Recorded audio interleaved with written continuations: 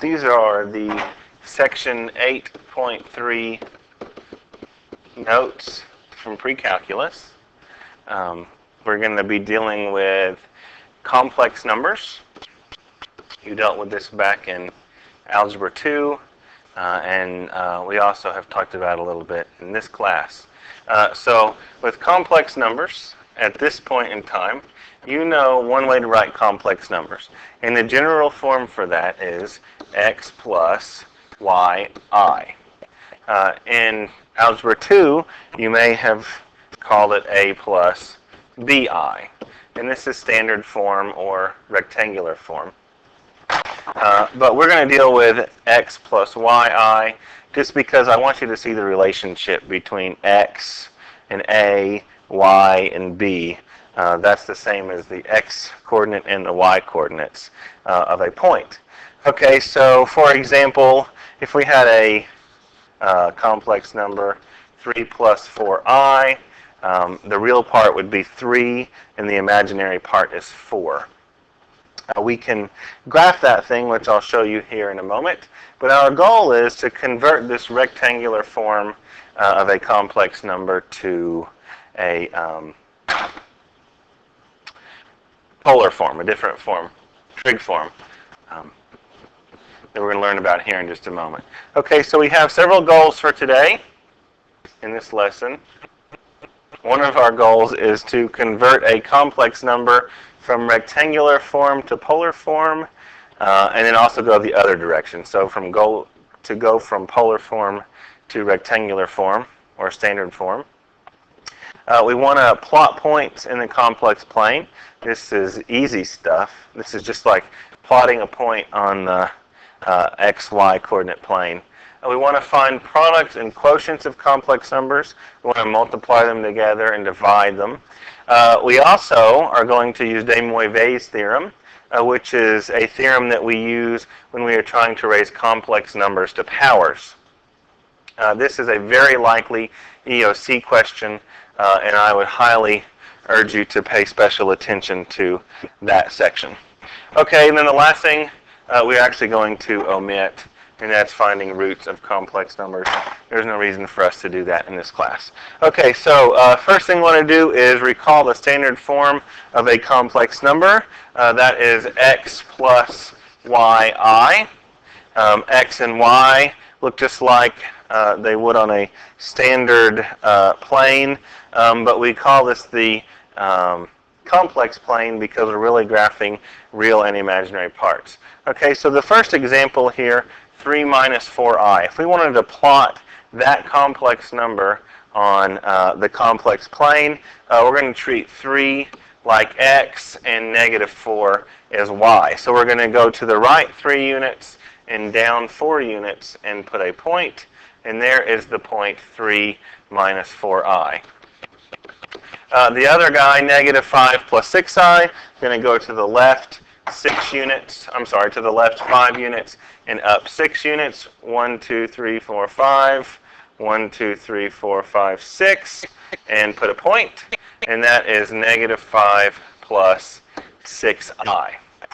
So here are two complex numbers that we have plotted. Okay, next piece is we want to learn what the polar form of a complex number is. The polar form of a complex number looks like this. R times the cosine of theta plus I sine of theta, where R is the radius and theta is the angle. Okay, so what that means graphically, if we have a point, say here's our point here, R is the distance from the origin to that point. That's the radius. We've done that several times. And then theta is the angle from the x-axis to the radius. Okay, so we need to be able to find those two things. We did that already when we did polar coordinates and rectangular coordinates. We're going to do something very similar to that, almost exactly like that, with complex numbers here. Okay, so remember, just like when we converted coordinates, points from rectangular form to polar form, we needed to find two things. We needed to find the radius, and we also needed to find theta. To find the radius, just like before, it's the square root of x squared plus y squared, which comes from the Pythagorean theorem.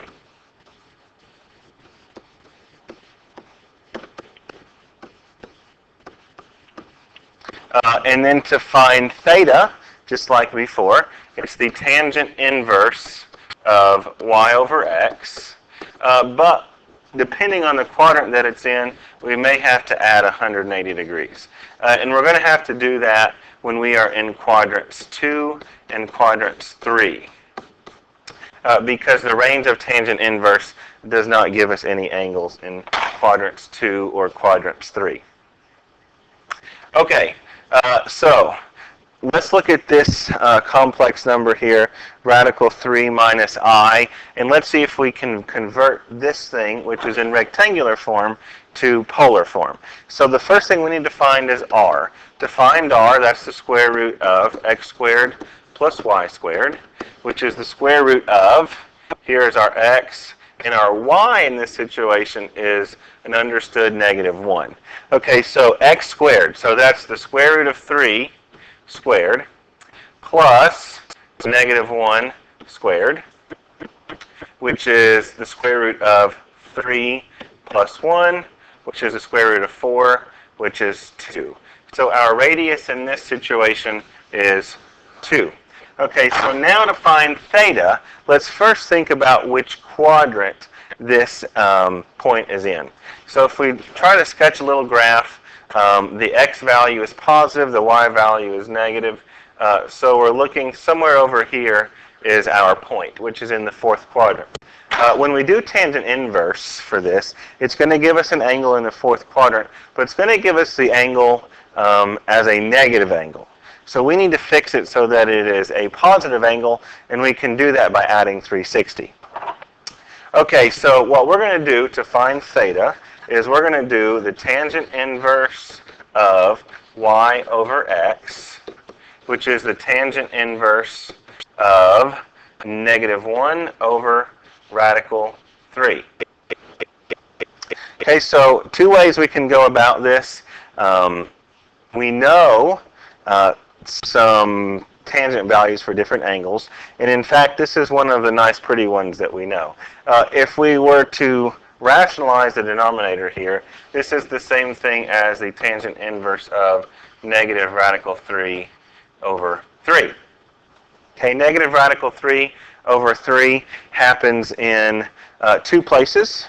It happens in the fourth quadrant and also in the second quadrant.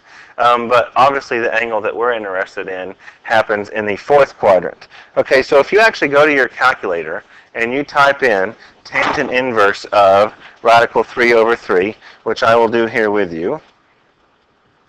I'm going to make sure that I am in degree mode, just so it's something that we can easily understand. So tangent inverse of negative radical 3 divided by, oops, I left out the 3.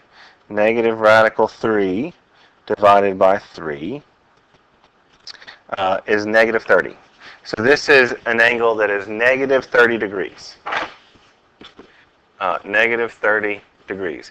And in fact, that is the angle that is in the fourth quadrant where that point is. But we like theta to be between 0 and 360. So what we can do is we can take this angle that we have from tangent inverse and we can add 360 to that. So theta equals -30 plus 360, which is 330 degrees. Okay, so now we have found our two pieces. We found r, which is 2, and we found theta, which is 330. So now the only thing left to do is to write this in polar form. So our z, our new z, written in polar form, is z equals r, which is 2, times the cosine of theta, and our theta is 330 degrees, plus I, times the sine of theta, which is 330 degrees. So those two things are equivalent. One is in rectangular form, and the other is in polar form. We want to be able to go from rectangular form to polar form. So there's one example. Let's do another example. Okay, here's another guy. This is in rectangular form. And let's think about which quadrant that is in. -4, -3, going to go to the left 4 and down 3 units. That is in quadrant 3. So the problem that's going to happen here is tangent inverse is going to give us an angle that's in quadrant 1, and we need to add 180 so that we get the angle that's in quadrant 3. Okay, but the first thing we should do is go ahead and find r. So to find r, that's the square root of x squared plus y squared. The square root of -4 squared plus -3 squared. And that is the square root of 16 plus 9, which is the square root of 25, which is just 5. So our r in this situation is 5, which means that the distance from the origin to that point is 5 units. Okay, so now we've got to figure out the angle, which is from the x-axis all the way to our radius there. Clearly it's over 180 degrees. To do this, all we have to do is tangent inverse.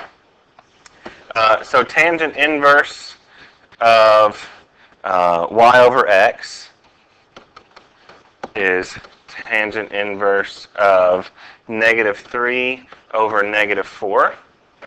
And if we go to our calculator and we type this in, this is the same thing as a tangent inverse of +3 over +4. So let's go to our calculator and type this.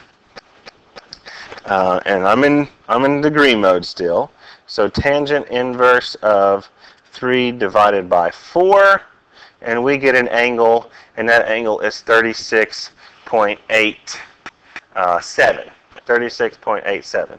So our theta is 36.87 degrees, but we also have to add 180 degrees to that so that we get from the first quadrant to the third quadrant. So really our theta is that plus 180 degrees.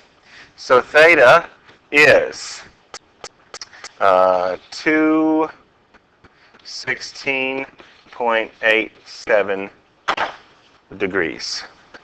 And we can get that just by adding 180 to the previous number that we got. 216.87 degrees. Okay, so now to write our final answer, we have our two things. We have r, which is 5, and we have theta, which is 216.87. So our new form, z equals r, which is 5, times the cosine of theta, 216.87 plus I sine of 216.87. Okay, so those two things are equivalent. One is standard form or rectangular form, and the other is polar form, but they are indicating the same point. Okay, so now we've gone one direction. We've converted from rectangular form to polar form. Now we want to go the other way. We want to convert from polar form to rectangular form, which is much easier. All we have to do in this situation is distribute. We know the value of cosine of 30 degrees. We know the value of the sine of 30 degrees, and we can distribute the 2 to each one of those terms. Okay, so 2 times the cosine of 30 degrees, as we all know, is the square root of 3 over 2. And the sine of 30 degrees is 1/2. So if we distribute that 2 to each term in our parentheses, we get the square root of 3 plus the 2's cancel out plus I. Okay, so all we had to do is distribute, and we get the complex number in rectangular form.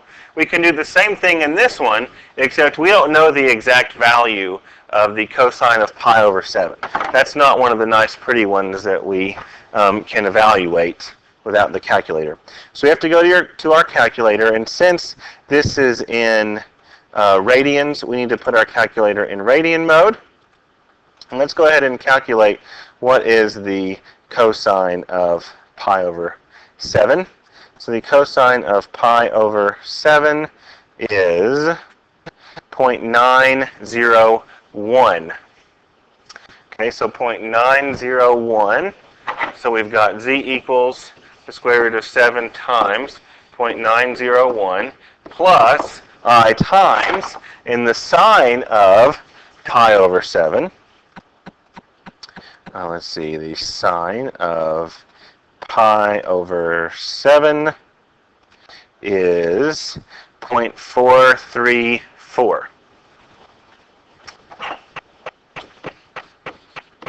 Okay, so now all I have to do is distribute. So let's go ahead and distribute by multiplying radical 7 times the two terms in the parentheses. So we can do this on our calculators.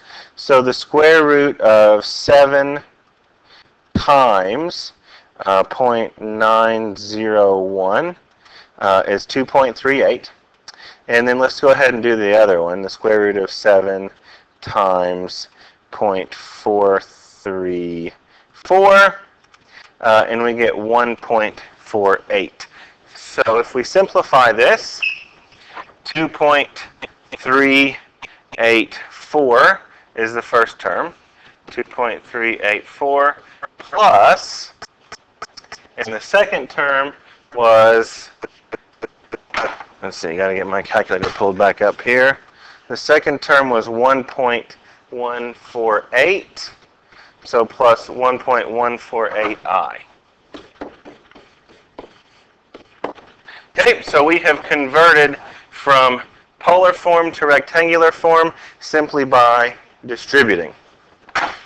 Okay, next thing, we want to be able to multiply and divide complex numbers. Multiplying complex numbers is really pretty straightforward. All we have to do, so if we're given two complex numbers with two different radiuses and two different angles, if we're going to multiply those two together, all we have to do is multiply the two radiuses and then add the two angles. So that's the cosine of the first angle plus the second angle, plus I times the sine of the first angle plus the second angle. Okay, pretty straightforward there. Just multiply the radiuses and add the angles. Okay, when we are dividing, it's very similar. We're going to divide the radiuses, and then we're going to, instead of adding the angles, we're going to subtract the angles. So this is the cosine of the first guy minus the second guy, plus I times the sine of the first guy minus the second guy. Okay, notice throughout everything that we've done, the angles in both cosine and sine have always matched. So even on everything else, in this example here, they were both 30. Over here, they were both pi over 7. Before that, they were both 330. And that's always going to be the situation. Those angles are always going to match. If they don't, then you have written something incorrectly. Okay, so when we're multiplying complex numbers, we're multiplying the radii, adding the angles. When we are dividing complex numbers, we're dividing the radii and subtracting the angles. So let's do a couple of examples. We are given two different complex numbers here, z and w. And we're asked to multiply these two together in part A and divide these two in part B. So to multiply these two together, z times w, we multiply the two radii. So 3 times 5. And we're going to add the two angles. So the cosine of 20 plus 100 plus I times the sine of 20 plus 100. If we simplify that, that's 15 times the cosine of 120 degrees plus I times the sine of 120 degrees. Now you might ask yourself, should we go ahead and multiply that out? We can, depending on what the question asks you to do. It may ask you to go ahead and put it in rectangular form, or in many situations you can just leave it like it is in polar form. If it does ask you to go ahead and put it in rectangular form, you can do that just by distributing again. So we get 15 times the cosine of 120 degrees. Cosine of 120 degrees is negative 1/2. And the sine of 120 degrees is radical 3 over 2. So if we distribute this, we get negative 15 over 2 plus 15 radical 3 over 2 pi. Okay, so that would be rectangular form. Okay, so now if we're going to divide these two complex numbers, remember we divide the radii and we subtract the angles. Okay, so if we're going to do z over w, we're going to divide the radii. So 3 divided by 5. And then we're going to subtract the angles. So the cosine of 20 minus 100 is negative 80 degrees plus I sine of negative 80 degrees. We don't really like these angles to be negative, so let's go ahead and add 360 to that. So that stays 3/5. The cosine of negative 80 plus 360. Negative 80 plus 360 is 280. So that is the cosine of 280 degrees plus I sine of 280 degrees. Okay, so this is a result when we were to divide our two complex numbers. Notice that in order to do this, they had to be in polar form. So if you're trying to do this and then they're not in polar form, you have to put it in polar form first. Okay, next example, multiplying 2 together. We're going to multiply the radii. 4 times 2 is 8. We're going to add the two angles. So to add the two angles, we need to add pi over 6 and 2 pi over 3. So 2 pi over 3 is the same thing as 4 pi over 6. We need to find a common denominator. So if we add these two things together, that's 5 pi over 6 plus I sine of 5 pi over 6. Okay, next example, we're dividing. So to divide these two things, we need to divide the two angles. 16 divided by 8 is 2. We need to divide the two radii and to subtract the two angles. So 300 minus 200 is 100. So this is the cosine of 100 degrees minus I sine of 100 degrees. All right, so now we can multiply, we can divide two complex numbers. Now we want to be able to raise complex numbers to a power. So to raise these complex numbers to a power, we're going to use something called de Moivre's theorem.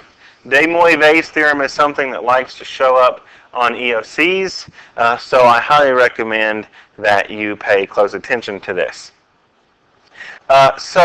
If we were given a complex number z with a radius and a theta, and we want to raise that to some power, so z to the n power, what we can do is we can raise the radius to that power and multiply the angle by that power. So notice both of these angles are multiplied by that particular power. Okay, so let's look at an example. So here's a complex number. We want to raise it to the third power. What we can do is we can raise the radius to that power, so 2 to the third power, and then the angles we're just going to multiply by that power. So we're going to multiply it by 3. The cosine of 3 times 20 plus I sine of 3 times 20. Now if we simplify this, this is 8 times the cosine of 60 degrees plus I sine of 60 degrees. All right, last example. The last example is a little bit different because it is not in polar form. So in order to use de Moivre's theorem, this needs to be in polar form. So to put this thing in polar form, we have to find two things. And you know what they are. We have to find r, and we also have to find theta. So to find r, that's the square root of x squared plus y squared. And to find theta, we have to do tangent inverse of y over x. And since this is in the first quadrant, because both x and y are positive, we are not going to have to add 180. Okay, so to find the radius, that's the square root of x squared plus y squared, which is 1 squared plus 1 squared, which is 2. So the radius is the square root of 2.